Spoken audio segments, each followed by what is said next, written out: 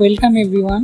আজ আমি আপনাদের দেখাবো মোবাইল ফোনের মাধ্যমে আপনারা কিভাবে 2002 সালের ভোটার লিস্ট ডাউনলোড করতে পারবেন। এর জন্য আপনাদের মোবাইল থেকে যে কোনো একটি ব্রাউজার ওপেন করে নিতে হবে, তারপর সার্চ করতে হবে 2002 সালের ভোটার লিস্ট ডাউনলোড।